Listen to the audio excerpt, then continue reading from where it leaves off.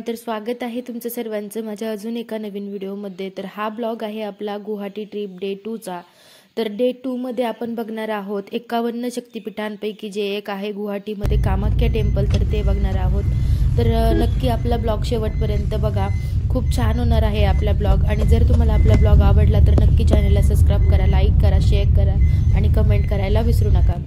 तर कामाख्या टेम्पलला जाण्यासाठी आम्ही सकाळी लवकर उठलो होतो आणि लवकर रेडी वगैरे झालो। अद्वैतलाही मी झोपेतूनच उठवलं, अर्धवट झोपेतून, कारण मंदिरामध्ये गर्दी खूप असते, त्यासाठी आपल्याला लवकर जावं लागतं। त्यामुळे आम्ही मग तिथून ओला बुक केली आणि मंदिरापर्यंत पोहोचलो।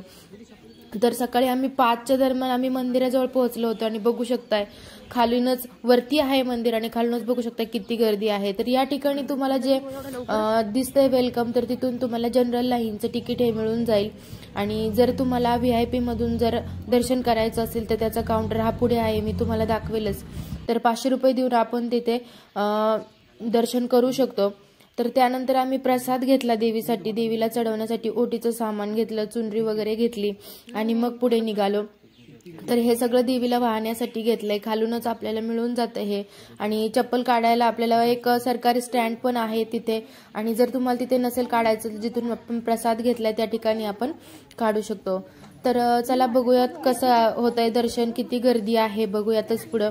तर आम्ही डिफेन्स पास घेतलेला होता, जो की आम्ही ऑनलाईन ऑलरेडी आधीच रजिस्ट्रेशन करून ठेवलं होतं, त्यामुळे जास्त काही प्रॉब्लेम येणार नाही गर्दीचा। परंतु जर तुम्हाला जनरल लाईनने दर्शन करायचं असेल तर तुम्ही 3 वाजल्यापासूनच इथे येऊ शकता, कारण की खूप गर्दी असते आणि इतकी गर्दी असून पण दर्शन लवकर होत नाही, 6 ते 7 तास इथे लागतात।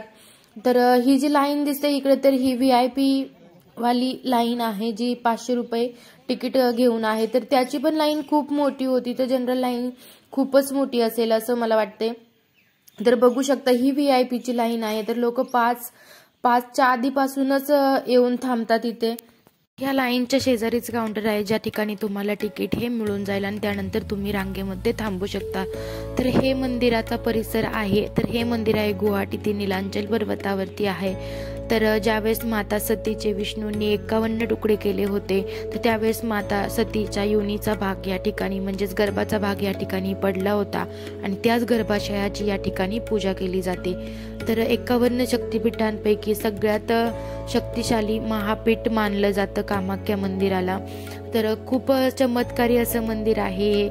तर या ठिकाणी असं बोललं जातं की मातेला वर्षातील ज्यावेळेस अंबुबाची मेला असतो त्यावेळेस मातेला 3 दिवस हे रजस्वला होते माता, म्हणजेच मातेला वार्षिक पाळी येते, त्यावेळेस मंदिर हे 3 दिवसासाठी बंद केलं जातं। आणि ज्यावेळेस मंदिर बंद करतात त्यावेळेस देवीच्या गाभाऱ्यावरती एक सफेद रंगाचं वस्त्र पसरवलं जातं आणि ते 3 दिवसानंतर पूर्ण लाल झालेलं मिळतं आणि तेच वस्त्र मग प्रसादाद्वारे वाटलं जातं। तर त्यानंतर मग आम्ही आमचा डिफेन्स पास घेतला आणि मग रांगेमध्ये थांबलो। तर खूप गर्दी होती डिफेन्स पास मधून सुद्धा। तर अशा प्रकारे हा डिफेन्स पास आहे। जर तुम्ही डिफेन्स मध्ये असाल तर 101 रुपयामध्ये हा आपल्याला डिफेन्स पास मिळून जातो आणि जास्त काही रांगेमध्ये उभं राहायची गरज पडत नाही, कारण ते आपल्याला एका सेपरेट वेटिंग रूम मध्ये बसवतात आणि मग तिथून हळूहळू दर्शनासाठी सोडतात।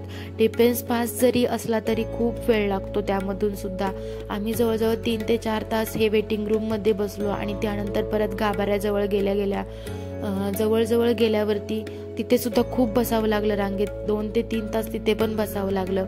तर यानंतर पुढे काय मी व्हिडिओ शूट करू शकले नाही, कारण तिथे फोन किंवा कॅमेरा किंवा व्हिडिओ बनवायला अलाउड नव्हतं।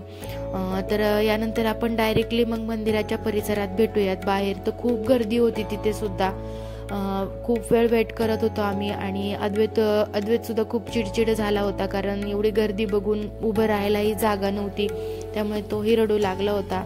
तर तब्बल 4 ते 5 तासानंतर तिथून मग आमचं दर्शन झालं फायनली गाभाऱ्यात जाऊन। जर तुम्हाला गाभाऱ्यात जाऊन दर्शन करायचं नसेल तर त्या एक बाहेरून प्रवेशद्वार आहे, तिथून डायरेक्टली दर्शन घेता येतं। पण मेन जे गाभाऱ्यात आहे देवीचा जो गर्भाचा भाग, तो तिथून दिसणार नाही। तर त्यानंतर दर्शन वगैरे घेतलं, खूप छान झालं दर्शन, खूप छान होता देवीचा गाभाऱ्यातला भाग। तर त्यानंतर बाहेर आलो आणि मग तिथे दिवे लावण्यासाठी एक वेगळी सोय केलेली आहे, तिथे जाऊन आपण दिवा लावू शकतो. आतमध्ये आपण दिवा लावू शकत नाही किंवा दुसरे काही जे प्रसादाचं सामान आहे ते तिथे तुम्ही गाभाऱ्यावरती वाहू शकता. ते देवीला चुनरी वगैरे घेतलं आहे ते तिथे सगळं वाहू शकता, पण दिवे तिथे लावू शकत नाही आपण. तर दिवे हे बाहेर येऊन मंदिराच्या परिसरात लावायचे आहेत. नारळ फोडण्यासाठी ही वेगळी सोय केलेली आहे. तर खूप छान होता मंदिराचा परिसर. जर तुम्ही कधी येण्याचा प्लॅन करत असाल तर नक्की गुवाहाटीला आल्यानंतर कामाख्या टेम्पल बघा, जे 51 शक्तिपीठांपैकी एक आहे. खूप छान आहे आणि इथे आल्यानंतर एक अलगच पॉझिटिव्ह एनर्जी आहे या ठिकाणी, तर ती आपल्याला जाणवतेच.